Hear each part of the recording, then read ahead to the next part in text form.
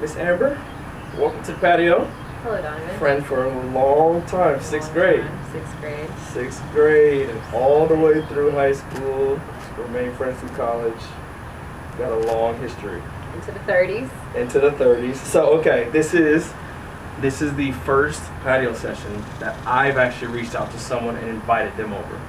Everyone else has reached out to me and wanted to, to come over and show up.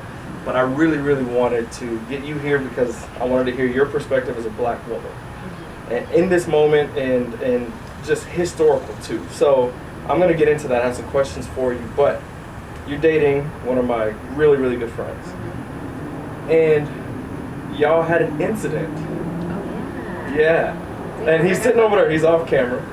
But y'all had an incident that happened here in Dallas, locally, Bishop Arts, very close to where we are now. Can you give us this incident from start to finish and then your reaction and just that moment? The floor is yours for that. So we were at, it's the sister restaurant of Lucia, and it's like Marcialo or something.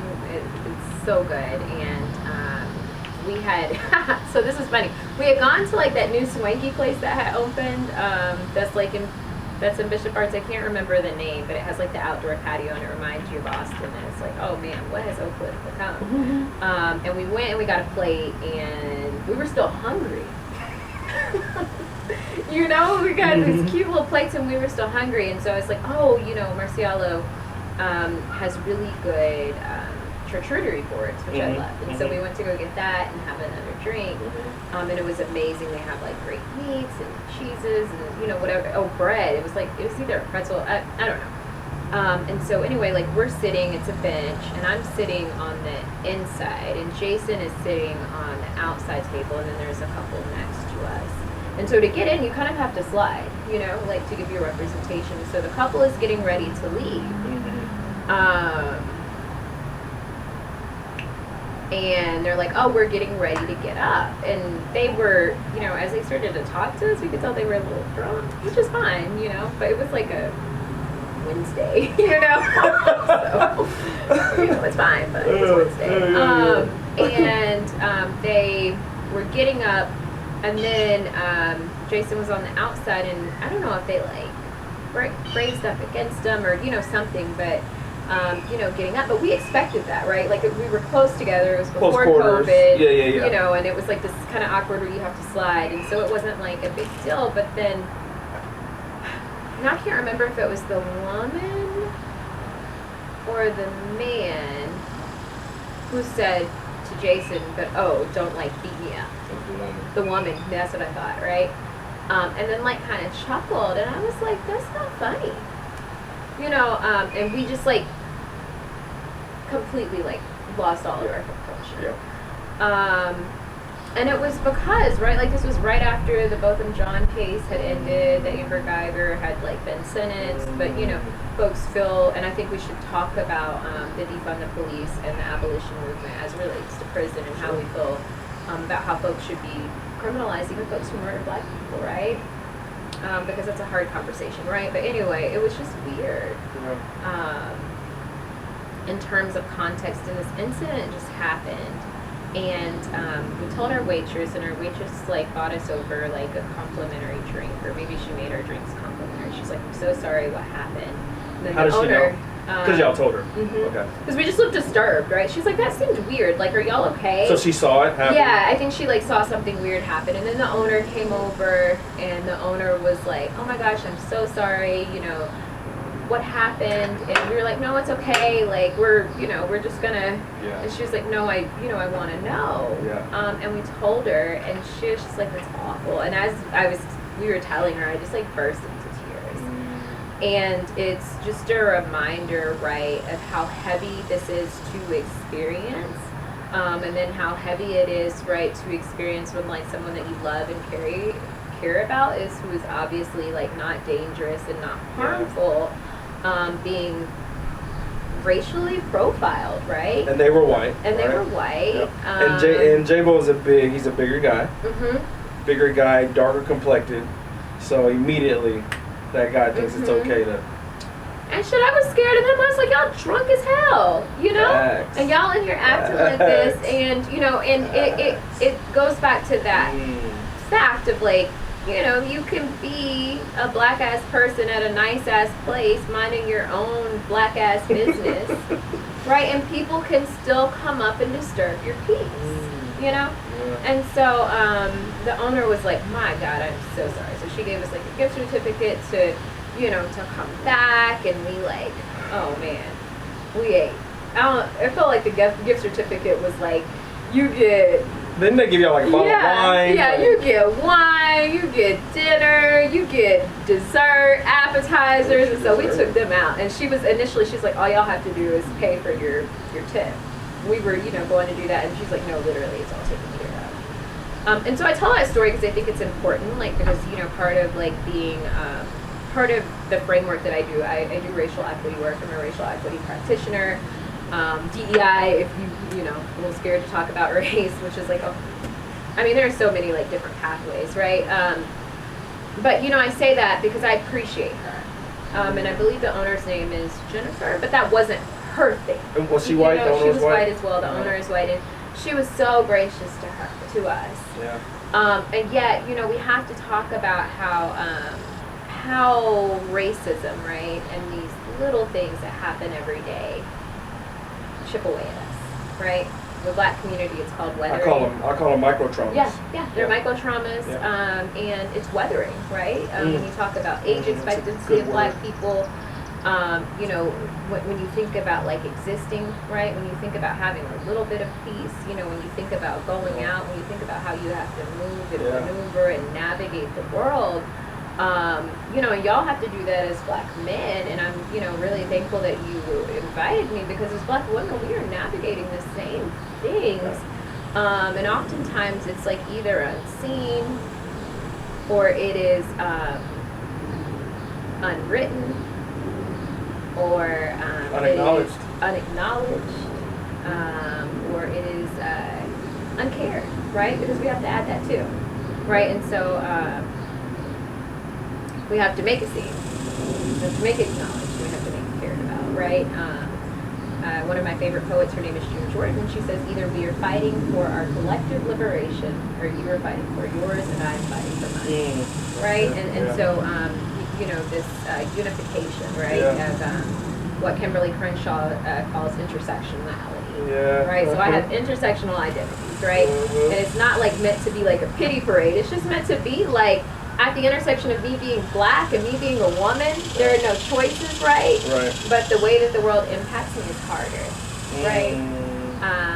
You got a double hard. Yeah. You got a double hard. And sometimes it's no way to describe it or prescribe it or even talk about, like, you know, what's happening in perfect consciousness. Yeah. You know that it's happening. So let me ask you this question too, just for context. What is a racial equity partner? That's what you do for a living. What is that? Racial equity is the process of which racism would no longer exist. And it is the process of which would happen, racial equity being, you know, race would no longer determine a person's success and their outcome, and everyone would have what they need. Equity. Right? And so equity is an equality, because equality is giving everyone the same thing. Equity is based on the premise of giving folks what they need. And so racial equity would be everyone had what they needed, and it's not based on race, right? And so we know, you know, some folks who are white really have what they need because of privilege, right? And because how the world is set up. But oftentimes, folks of color, particularly black people and Native Indigenous people, do not have what they need because of systems. And so, you know, it's visionary too. Because just because we talk about the world being bad today don't mean it has to stay like this. Right? And so, you know, we have to really lean into our radical imaginations about what could be. That's good. I like that. So, as a woman of color, you kind of touched on it, like your experience in this moment in your own way. Can like shed some light on what this moment has meant to you and how you've been showing up. And when I mean this moment, I mean, you know, George Floyd kind of sparked this. I don't think Black Lives Matter is a movement because this is nothing new. But for all intents and purposes, we'll say sparked this movement. So how have you been showing up in this movement since George Floyd, Ahmaud Arbery, and kind of where we've been since? What's it meant to you? So for the past 6 years, I've been part of a group that called Young Leaders Strong City that does a racial equity summit for high school students. Young Leaders Strong City. And so it's YLSC movement because we're building a youth movement where youth are creating a movement to get what they need, right? Where race does not determine their future. And we know far too often with our young folks that race does determine your future, right? That it does have an impact. That even growing up, we grew up in Mesquite, which is considered a middle class black community. Middle class black community? Middle class. We grew up middle class black. Okay. But it was a white place, you're right. Okay, maybe now. We grew up middle class black people. Yeah. Right? Or, right. Close to it. It sure. was, teetering. Sure. But even that, right, doesn't determine necessarily success. So maybe a little more granular as far as the conversations you've been having. What does that look like? How have you been engaging people? Have people, your friends reached out? Like, you know what I mean? Like, what does it really look like this past month? Because we all, I think, as black people have had different experiences. I'm very curious from your perspective what that looks like. I say all of that to say my background is I have been having these conversations for 6 years. I have been doing this work for a very long time as a practitioner, right? As someone who has been going to protests, or someone who has been organizing protests, or someone who has been doing racial equity training, for someone who has been trying to convince people that racism is real. And so it's nothing new for you. It's continually sad, yeah. right, that we are still having to have these conversations. It is hopeful, right? For me, I feel a bit of hope that people are coming around, and then I feel a bit of like, where y'all been? I thought that being from Mesquite, and I really followed the Jordan Edwards case. I thought that between Tamir Rice and that, I thought that was the worst thing that could have happened. Can you give context to people who don't know Jordan Edwards in that story? Yeah, so Jordan Edwards was a student at Mesquite, which is Horn, right? No, Mesquite. Was he Mesquite? He was Mesquite. Wow. Yeah, he was a Mesquiter. He was a student at Mesquite, and he was in Balch Springs with his brothers actually and friends at a party. And the party, somebody had called the police. Well, they called the police because a bunch of black kids there, and kids of color probably, but that's, there had been like a fight or something, and they were leaving, they were getting in a car, and they were backing up, and a police officer shot into the car, and Jordan was killed. He was 15. Right? With his brothers there, right? And so now we're not only talking about death, but we're talking about trauma that lives in our bodies for years. And it just hit me because that was where I was from, right? And my Mesquite, it was an interesting place. It was a place that people moved to because they didn't want things to happen to this place, right? Black people specifically. And so it was a reminder that we as black people are not safe, right? You think about Botham Jean, who's in his house and he was not safe. You think about Atiana Jefferson, who was in her home and she was not safe, right? We think about Breonna Taylor, who was in her home and she was not safe. You think about Tamir Rice, and he was playing with a little toy gun and he was not safe, right? And so these stories, they stay with me, but it lives in the body, right? The body keeps score. And for black people, and for those of us that do this work, it was a reckoning like we didn't expect. I'm a hopeful person because I believe that we will win. Yeah. I don't think that you can be someone who believes in our collective liberation and racial equity without believing that we will win. But also, it's hard to see it. Yeah. It's hard to see it. We thought that we were close after Alex and Sterling, right? And then the murder, we are 2 days away from the murder from when police officers were murdered downtown, and it changed the narrative. Yeah. And so I thought that we were there then, right? Yeah. And so it's also, this seems like something different, but I'm not gonna be too hopeful, right? Mm-hmm. Because I don't know. Yeah. But I have been doing all of the things. I've been working nonstop. Folks have been in my inboxes because they know I do the EI work and racial equity work. We've held space for students because that's important. We want students to have these conversations. I've been tired, right? Yeah. You said something, if I can cut in, you said something that literally just, it clicked for me. You said these traumas live in our body. Mm-hmm. so I've recognized that we all have dealt with these traumas that built up from not being able to catch a cab to, you know, having comments made and you be prettier if you were white, like your hair, all of that. We get it. It builds, it builds, it builds. So when Ahmaud Arbery happened, and J-Bo can tell you, because we had a call with our Black Men Smoke group that Friday before George Floyd was murdered. And then, so we were processing Ahmaud, and that was like a 3-hour call we were on and dealing with those emotions. But even before that call, I remember that week. I remember scrolling past because I had seen an athlete post it, and then I was like, I'm not ready. I saw his face. I was like, I'm not ready. Then I saw LeBron, and I was like, okay, let me read it. So then I was like, well, let me know the full story. Then I went and like New York Times into the full story, and I remember that morning I was just like, what the fuck? Like, and then that night I lost it. Like, I'm talking about, I was up, I had a couple of drinks, and out of nowhere, like the dam just broke. And Victoria was asleep, and she came out and was like, did somebody die? Like, she thought somebody died, which they did. Yeah. But I was just like, I lost it. And that speaks to those traumas living in the body, because we have normalized, we compartmentalized, like so many of these. Another black man killed, another unarmed black man, you know, unarmed black woman, you know, and asleep at home. We're not safe at home. We're not safe out. We're not, you know. So, but I never thought about it in the sense of like that's living in our bodies in that sense. But I also have been explaining to people that that's why what else do you expect with the rioting and looting and the way that people are going about expressing this outrage? Like, unless you lived with this, you don't know what it feels like for it to be already at the surface, bubble over, and then you don't even get a chance to process, and it happens again. Yeah. I mean, that's like spanking a kid and he's still crying. You send him to his room and you go in and start spanking him again. Like, you know, that's exactly what it is. Yeah. I love that you said that it lives in the body, because it really, really does. You know, I encourage people to unplug, right? But for me, like, I feel like I'm a witness, right? I feel like I'm here to bear witness to what happened. I love that. And I just have to make room for self-care. And so for me, that looks like working out. You know, that looks like reading. You know, I've been reading so many books by dynamic Black women. The Body Keeps Score is one of them. Just really just trying to learn. I think that this is a time for learning since we're at home so much. Yeah.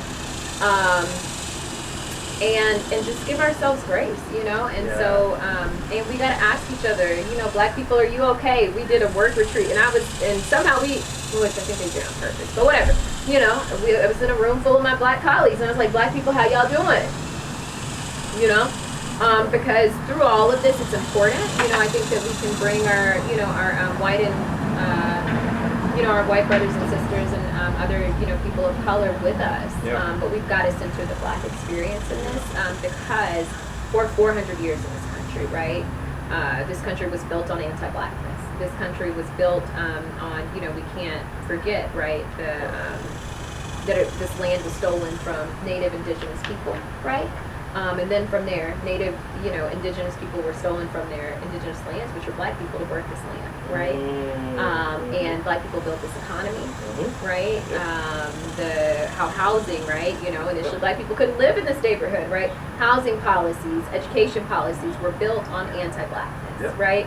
And so, you know, I think that we have to create space for Black people to have experiences and to center Black people in this work, and I'm unapologetic about that. Right? You should be. And you know, people will be like, oh, well, you know, you say this and that's kind of like racist as a Black person. I'm like, that's not possible, you know. And so I encourage people to, you know, I was an English major. I encourage people to look up definitions of things because words mean things, right? And racism is built on power if you look it up by definition. Now, people of color can be prejudiced, right? We can be biased, but in this country, right, and in most capitalist systems, we don't have power, unfortunately, right? We do have people power, though, right?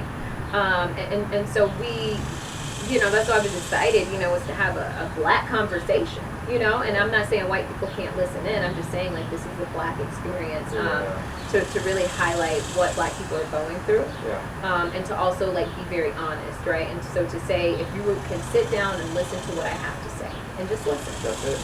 Listen, right? And seek to understand. Yep. Empathy.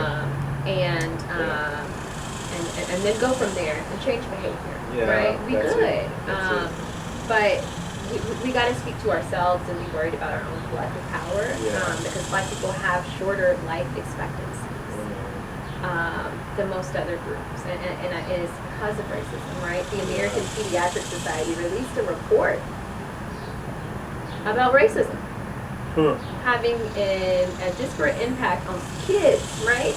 And so, I think the American Association of Doctors released another one. And there are two association of doctors, I should know, because Black doctors couldn't be in the same association as white doctors from before, right? And so that's important for you to know as someone that's in the medical industry, right?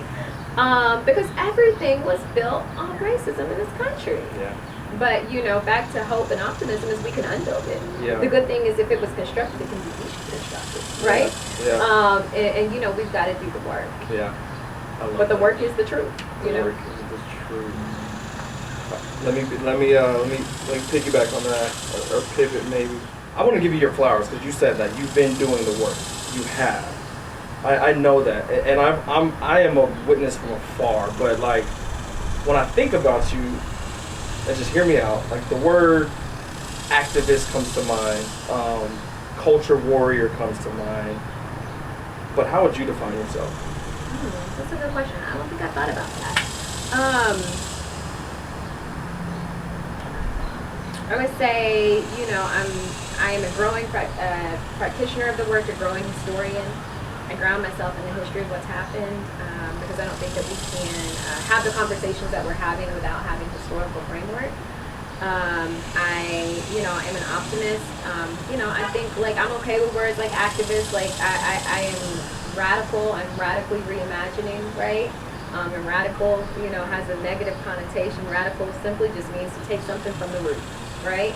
It means to get to the root cause of something. And so I believe in, I believe in conversations like this, but I also know and believe that we've got to change the systems in which we operate, right? That allow our interactions with one another to be limited, right? Because the way in which we live is so different.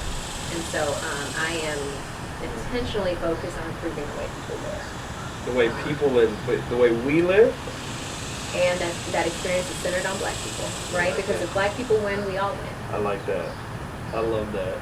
You kind of touched on this, but I've shared a lot of my experiences on this patio and on social media with being a Black man. Mm-hmm. And so we share a lot of the same experiences. Kind of touched on earlier, not getting a cab, not being represented, the angst we felt in corporate America. Yeah.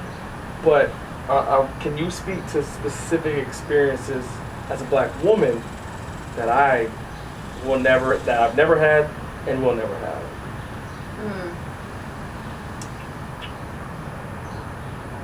I think about I think about this often, especially more so now. A friend and I were driving. I went to school in Atlanta, and we were driving. She was from South Lake. She went to Spelman, and I went to Agnes Sky, and we were driving home.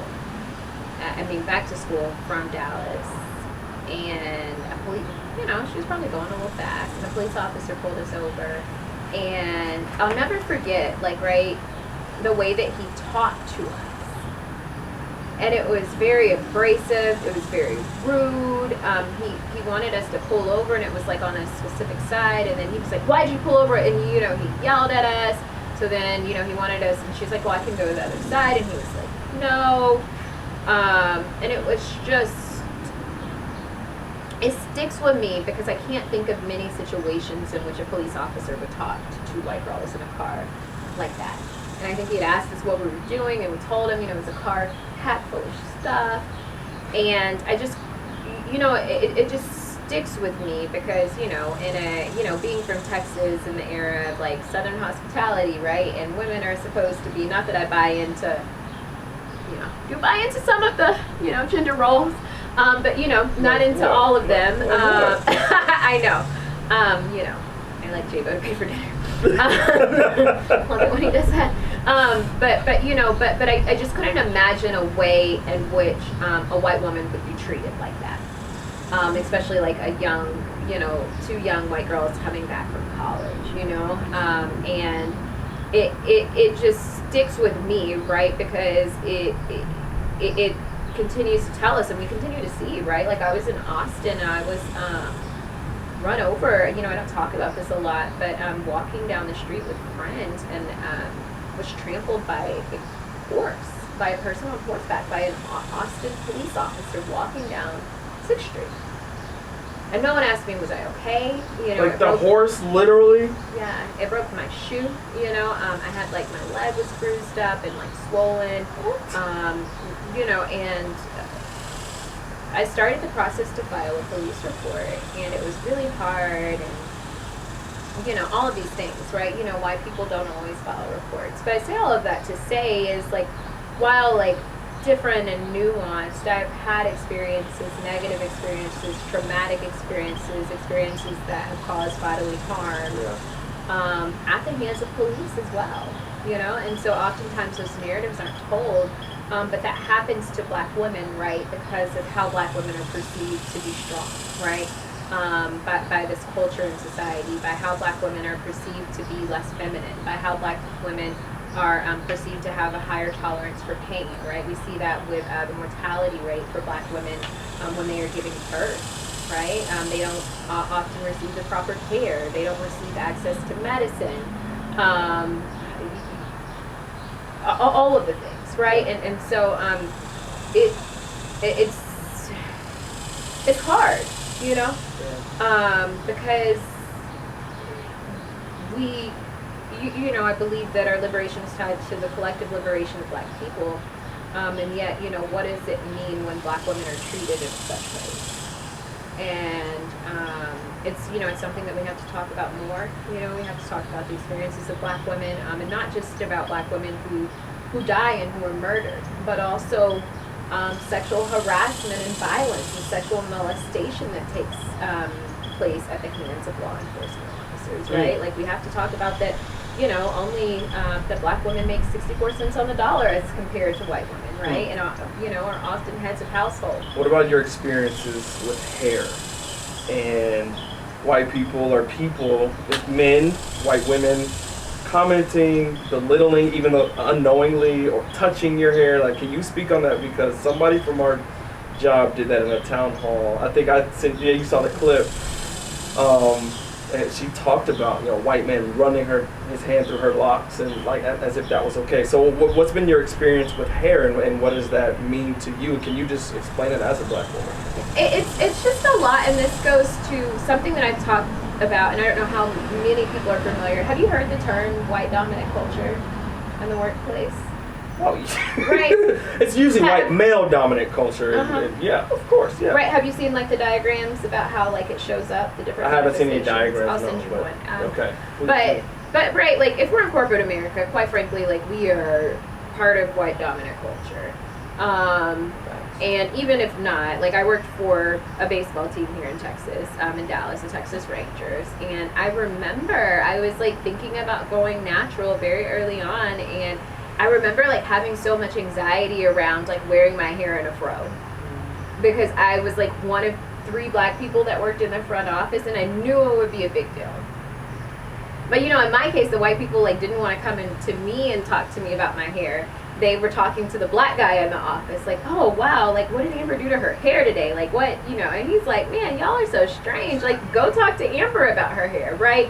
But it is like a very real, you know, situation. And when I'm going for a job interview, I don't feel like this is much anymore. But like, am I gonna wear my hair straight, you know, or am I gonna wear it curly? Like, am I gonna go get it done or not? And so it's like this idea of, you know, we're constantly maneuvering how you're going to show up. And, you know, it's always that thing in the back of your mind. If like you wore your hair natural or you had braids, like, are you gonna get the job? You know, like, are they gonna,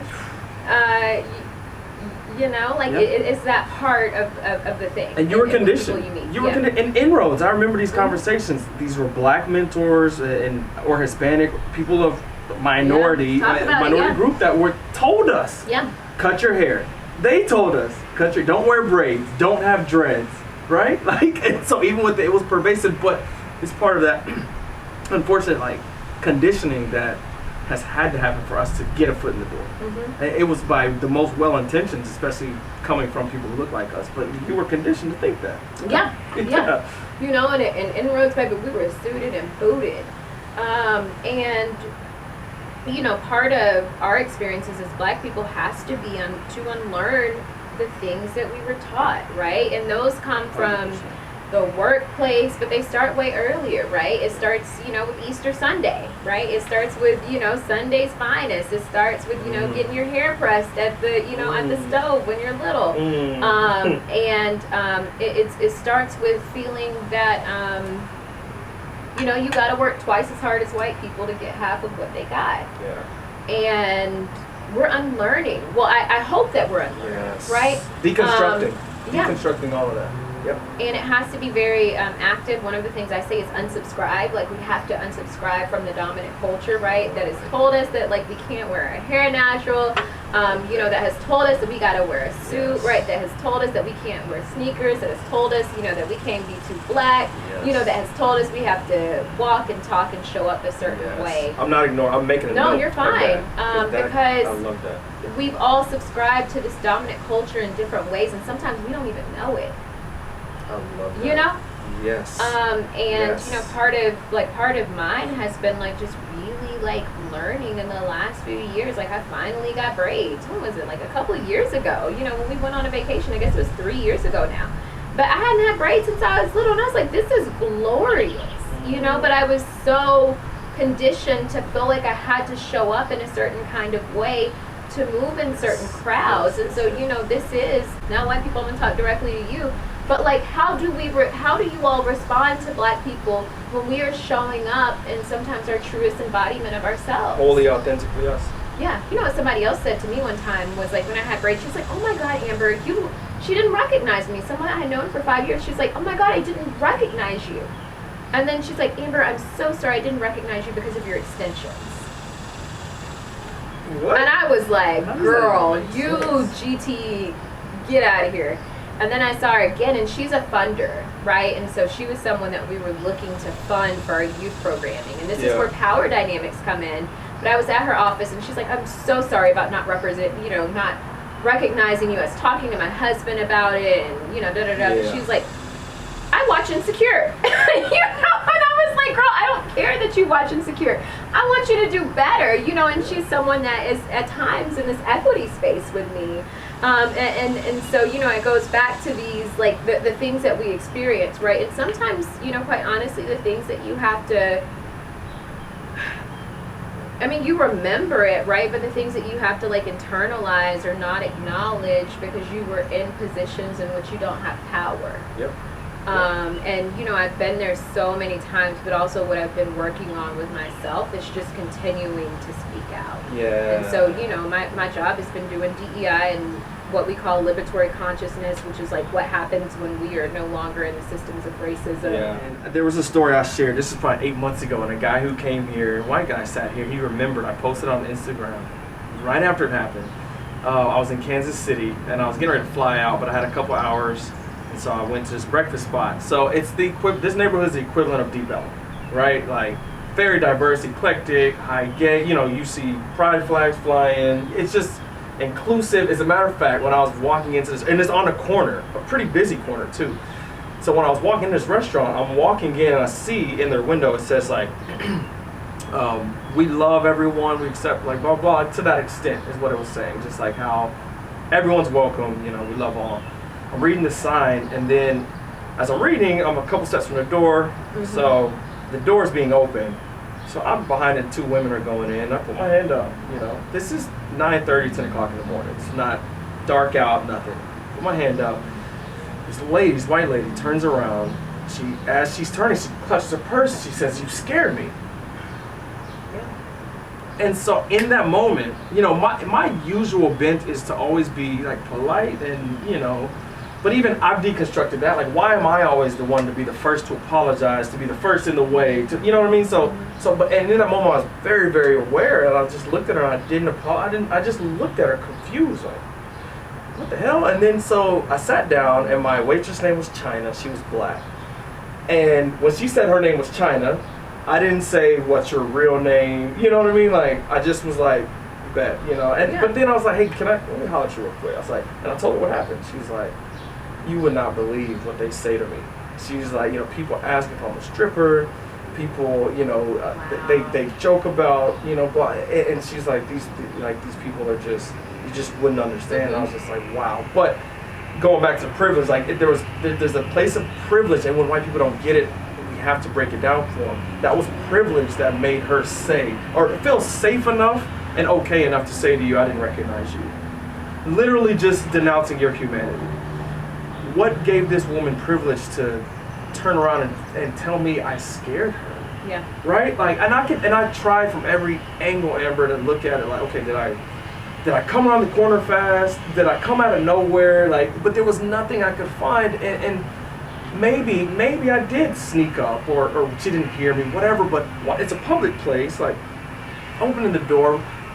But that's not even the greater point. The greater point is because of these micro traumas in my experience, right? Like, I cannot see it through another lens. Mm-hmm. I have to see it through the lens of my black skin scared this woman. Like, that's my go-to, and it's not paranoia. Mm-hmm. It's not victimized mindset. No, it is truly our reality, right?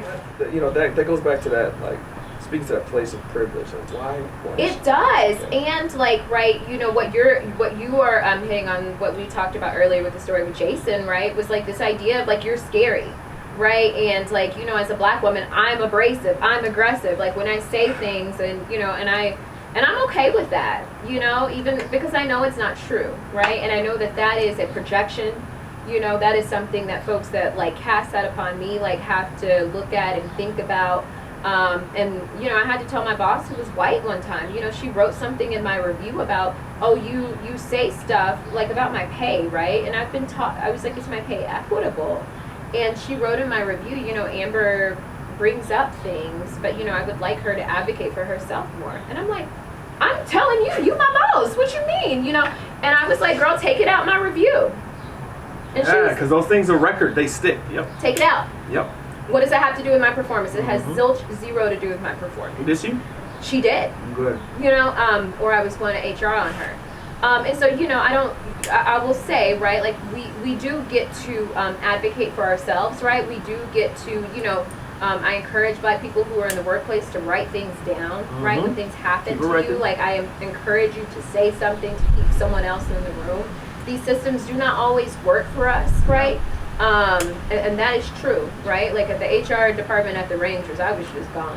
You know, I just knew I had to leave because they didn't care about diversity. You know, they didn't care about, you know, exploring race and, you know, getting diverse candidates in there. But that was when I was young, you know, but if I knew what I knew now, baby, they might have, you know, they might have some real trouble for you from your girl, you know. And so part of this too is also like, Donovan, with what's happening, you know, you've made me really think about after George Floyd. I've always had urgency, but I got more urgency, right? Because we cannot wait. We cannot be patient. You know, we cannot well behave ourselves out of this, right? Like when we talk about the wealth gap, we cannot save ourselves out of this. You know, when it comes to being murdered by police, we cannot behave ourselves out of this. It is going to take radical change. We are going to have to get to the root causes. We are going to have to address systems like policing and education and work culture and medicine, you know, that create inequitable outcomes by how we live, right? And like racism is a thing, period. And if you disagree, I don't know how many more seconds we're going to be able to interact. Facts. Seconds, period, right? Facts. You know, and so same vein as All Lives Matter. Yeah. And what about Black on Black crime? Yeah. All of those in the same vein with me. If that's how you're Yeah. speaking, Yeah. that's where your energy is. I gotta move around. Like you know, I no longer have that energy to go back and forth with you, right? Because now you're talking about my humanity on some stuff that we've seen, you know. Yes. And so I'm like, I know that things take time, but I'm also more urgent than I've ever been, because we have to be, right? Like we don't have more time. When people are literally dying, right? When people aren't making enough money to take care of their families, like when people, like when kids aren't graduating from school, or they aren't getting the kind of education that they need, you know, or, you know, moms are dying giving birth to their kids. Like we don't have time. And so, you know, I call it patient urgencies. We've got to, you know, make demands of the things that we want to change. And we just gotta move. We gotta move in our workplaces different, We do. And Donovan is a big wig. He's been at Alkine how many years? About 12 years or something. 12. He got the power or something, So and we have to know that we do. We just gotta move a little different. We move with nuance because we're still in corporations, but man, I be showing up a little different these days. Hey, believe that I just got off the call and said like, hey, I was no more code switching, right? Like no more living in 2-3 different worlds, like my work world, my personal life with my boys, and my at home, and then like my spiritual. No. This is all in one. Like this is all in one. I want to pivot a little bit because I want to ask you a question that could be difficult for us, but okay, we got to go there. You and I are friends, and I want you to speak freely. I said that, but I want to know your opinion. It's obvious, and I'm married to a half white, half Hispanic lady, and I want to know your thoughts on interracial dating, and just kind of how it shows up to you when a black man marries outside of his race. And I want your wholehearted opinion and just and posture on that. So, your business is your business, right? These are matters of the heart. June Jordan, like I said, one of the other things, I quoted her earlier, one of the other things that she says is like, we are not truly free. Like if we can drink from the same water fountains, but we can't love the person that we love, that's not free. But what we are not free from is the ways in which we have internalized anti-blackness as black people. And what I mean by that is that we all have to interrogate, right? I had to interrogate why I didn't want to wear my hair natural. I have to, interrogate why at times, throughout my life, I've had a preference for lighter skinned black men, right? And so I say all of that to say is like, I had to internalize why, I was really excited that I looked lighter skinned in the winter, and darker skinned in the summer, right? Or even that old thing, like, remember in the summers we go swimming and come back and film, oh, you done got black. You done got black, You done got right? black. My grandma would tell me, we got to rub this black up in there, right? And so, and all of that are the things, right, that, and sometimes can, sway our preferences. And so we just have to be super introspective about who we are and how we show up, right? And regardless, you and Victoria are married, y'all gonna have a black kid, and that is real, right? And so how we show up, and also, right, because I have a very good friend who who has kids who are black and she is white, and just because you have a black kid does not mean that you were automatically not racist. Just because you have black friends does not automatically mean that you're not racist. I get that, but you gotta go to unpack that the kids. I just wanted to make it a little easier for people to get there, because because having intercourse and relations or even marrying a black person does not necessarily keep you from anti-blackness and racism. And I have I've seen too many people, white men and black women who navigate and are like, oh, this is my special person, and the rest of these black people, I could be without them. And so, when you are choosing a partner, it is very important, not you, but people, right? When you are choosing a partner, are they choosing you, or are they choosing you and your culture and the things that you come with, right? Are they also signing up to fight with you in this war against anti-blackness and against racism, right? Or do they just think that I love you as the person that's here, and I'm here for you, and I'm here for my kids, right? But my kids are different because they're mixed. Yeah. And that's why I'm saying that you can have a black kid, you can have a black husband, you can have a black wife and still show up as a racist person. And so it is very important, as we enter these interpersonal relationships, to interrogate our own, where those things show up in us. Oh my gosh, you spit fire, you spit straight heat. So it's interesting you say that, because it makes me think about Victoria, and I had a white pastor sit here, and at one point, he's like, hey, bring your wife out. I would love to, he wasn't on camera, but he's like, I would love to kind of ask her some questions. So he kind of asked her the same thing, how have you been, what has all this meant to you? How have you been showing up, kind of? And she said something that I wasn't even, she got emotional. She was just like, I've just been trying to be strong for him because I didn't realize how deep his pain was. She's like, I was like, she married me for me, obviously, like, and she's never used the phrase, I didn't see color, don't see color. That's just not her. Like, my wife is truly, she's an empath, she's just sensitive, she sees hearts. But she said, I didn't realize just the depth of the Black experience and the pain that he was carrying. And so she's like, I had to hold it together for him when he had his moments, but when he, whenever he goes and runs, whatever, like, that's when she's had her time to cry.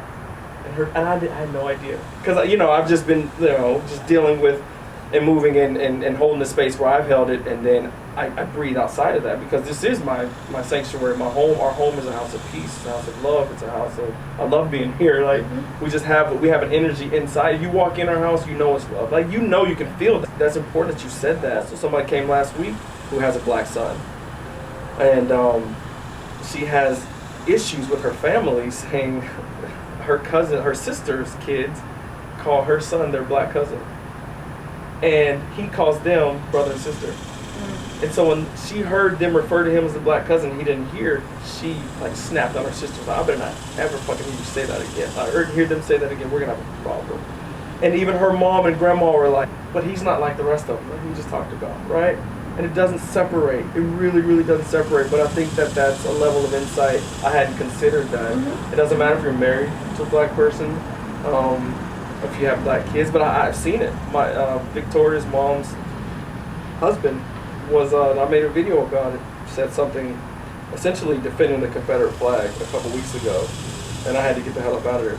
Stormed out of there, and then put my thoughts on tape. But just, it doesn't matter how close you are, or how close you think you are to people, family, that can still be lurking behind the door under the surface. Yeah, and that's why I talk about history, because history and reading is part of doing the work, right? And so one of the things that I really love about my friend is that she did the work. She got some Black kids, her Black kids, and this is even something that she's had to work through. Her Black kids, they are lighter skinned, they have wavier hair, green eyes, green blue eyes, and she made a very essential point to put them in St. Philip's, which is an all Black private school in South Dallas.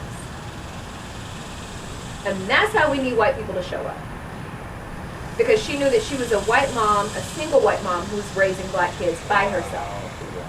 And she said she's done some Blacker things than some Black ass parents have done for her kids. She put them in rites of passage, and it goes, it is based on African principles, for her son and her daughter. And so, like, what I'm saying is, like, it's not easy, right? Like, and, like, it's not easy, like, being in a Black relationship. So it's not easy being in an interracial relationship, and we have to do the work. Yep. Right, like, we have to do the work around unpacking, like, how our anti-Blackness can show up amongst ourselves, right? Like, how our condition, like, how we have been conditioned to respectability politics, how that shows up, right? Like, we have to do that. Yeah. And so because, like, you have just, as people that are in interracial relationships have crossed the entryway, right? Of marrying a person of color does not mean that you don't have to do the work. And the work is reading, right? Like, the work is learning about the terms of anti-Blackness. Like, the work is showing, like, if you're going to have kids, like, how you are going to raise Black kids, and how you're going to be okay with those kids being classified as Black and not white.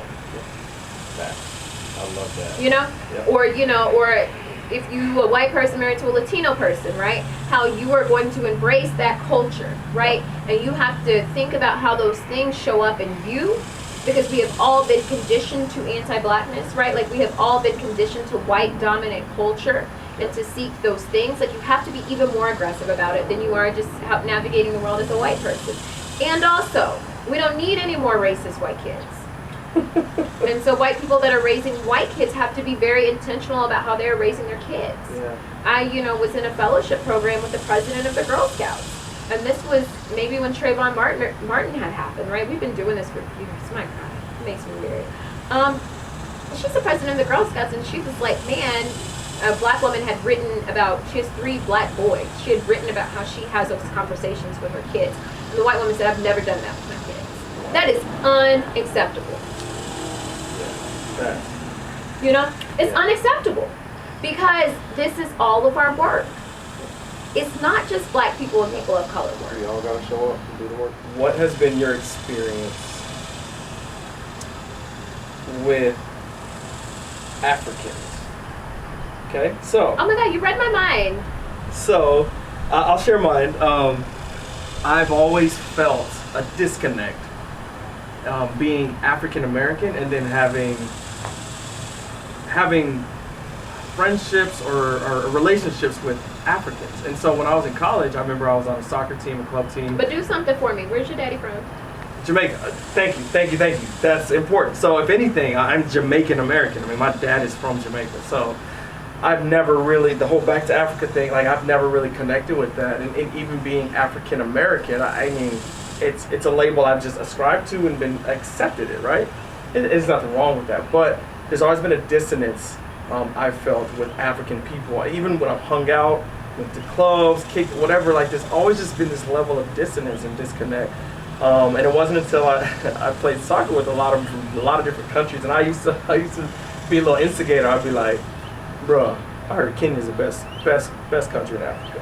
And then they would just go in. And there'd be like 10 different countries represented. You know, that's been kind of something I wanted to ask you about that as a person of color. Like, what has been your experience when it comes to people from Africa, different countries in Africa, and like, yeah, how's that shown up to you? For me, it starts with history, and it starts with the history that I did not understand until I was an adult. Because we only really learned about I think we only learned about the slave trade as it came from Africa to America. And when we say America, I mean the United States, but the slave trade came to the Americas, right? And it was also in Europe. And so the African diaspora is something that I had to learn about as an adult, right? Which is the idea that there are African people that were enslaved across the world, right? And so there are black people, I don't know if you all have seen, oh my gosh, Black in Latin America by Henry Louis Gates. It shifted my framework, y'all. It is about, you know, he has this special, it's called it's about Peru, and it's like My Black Grandmother in the Closet. It talks about Peru's black, formerly enslaved population. It talks about Cuba, and in Cuba, how black people like literally have a different currency, right? And there are black Cubans and white Cubans, and you know, the Cubans that came to Miami were white Cubans, but there are black Cubans, right? And then the difference is like between Haiti and the Dominican, which are on the same island, right? Like that is crazy to me. But the point that I'm trying, and that more enslaved people were brought to Brazil than any other place. I didn't even know that. Wow. And then, right, that black people were also brought to the islands like Jamaica and St. Croix, which if you watch Hamilton, right, which is where he ended up. And so I say all of that to say is that like our history has been so disconnected, it has literally been chopped up, that it was intentional that we did not feel the connection with people who are from the continent. And like being a black person sitting in Oak Cliff, Texas, I am a derivative of Africa. Like I am derived from that place. And yet I know very little about it, right? And so I was actually, which we lived, well, I guess I should say, I was very disappointed. My mom and I went to Spain and France last year, and I was very disappointed that I didn't go to Africa first, because that was my goal. Which technically is wrong, because we lived in Germany, because my dad was in the army, but that's a whole other thing, right? But I say all of that to say it's like, we just don't know, right? And there's like a serious disconnect, and there is like I don't even know if I could call it anti-blackness, right? But there are stereotypes that black people in this country have about like people who are, and I'm still working on the phrasing, but I say that are most directly, right, or more recently from Africa, because I still like to connect the fact that like I am from Africa, right? Like even like you being, your dad being Jamaican, like he still came from Africa. It was just derivative, right? Because black people were not indigenous to those places. Yeah. And so that's like. But I would have to probably interject there and say that even with that, our heritage is still whitewashed, even being Jamaican. Oh, I'm aware. A couple generations back, for his dad's dad, plantation owner, white guy. But what about your experience? Your experience specifically.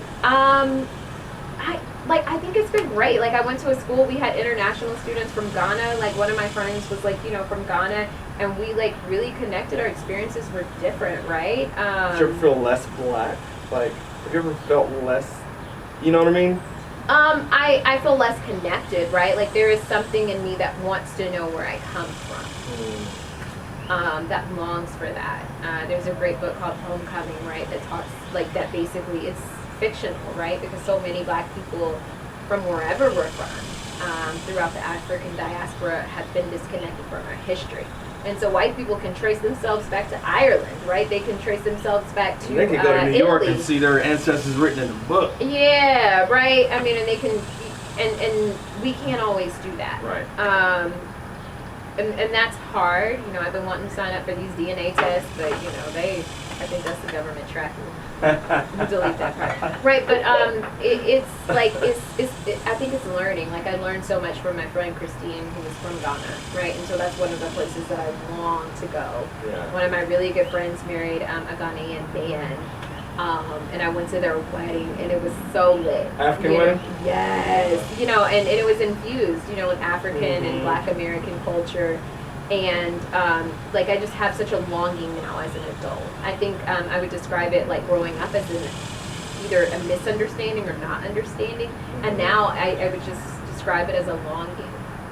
You know, I long to know that, and I long for us to value that culture. And I long for us to learn from that culture, which is the opposite of Eurocentric, white dominant culture. Yeah. And you know, I mean, you even think about your dad. Your dad is such a laid back dude, right? And like, that culture is from Africa, right? Like, Jamaican people are actually probably more connected, even, you know, despite, you know, like people from, and so, you know, I think that you have more of a closeness to that, but it just like makes me want to get back to it. You know, it makes me want to learn. Yeah. But 1619, right, which is the New York Times project. Yeah. Oh my gosh! Somebody just told me about that. That's so crazy. You brought that up. 1619. You know, there unfortunately, like, there are things that we won't know. You know, and I've been trying to track back my family's history. You know, if you think about it, like, my grandma was born in 1920 something. And so, you know, her mom was probably, you know, born either 1900 or, you know, so that, but her mom, you know, so my great grandmother was born as an enslaved person. And wow, you know, and, you know, I'll like, for this part, I'll end with this, is like, I was doing a panel. And right now, like, you know, you work for Alcon, like, I work for an educational equity, you know, org. Like, we are doing well despite COVID, and like, we are the lucky ones, right? Like, we are fortunate. 100%. And, you know, a phrase has been kicked around, like, we are our ancestors' wildest dreams, but they are ours. And we are here because they survived, right? We are here because they survived enslavement. We are here because they survived Jim Crow. We are here because they have survived these times. Like, we are here because of that, break us. They right? have not broke us. And that just, like, it makes me want to be even more connected to that. And that is intentionally kept from us, right? Like, our collective power is intentionally kept from us. Because, like, if you know, right, and if it is framed that you come from people like that, what can you do? Yeah. Wow. I think mic drop on that one. Mic drop on that one.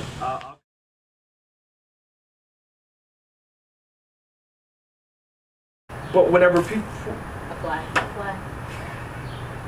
You threw out my good stuff. And I'm going to get some more. Girl, you better drink that thing. You know, that kills germs. I am sure throw that out is my good ass mezcal. And... Fly hair coat. Bro, you better get your girl, bro. Throw out my good shit. You know, in my spirit of, you know, leaning into my authentic self, the old Amber would have just sat there with it. The new Amber, the liberated... That was about $2. The liberated Amber is like... Donovan got it. Venmo, Diplo. He got it. But No, I won't but... put my Lacoste on there. See, and y'all can get... Let's not put that in the bloopers. Y'all can see cheap Donovan in action. He just told me that was $2. $2. It wasn't. It was like 75 cents more because I had been drinking. Oh man! But no, I mean, Classic. Anyway.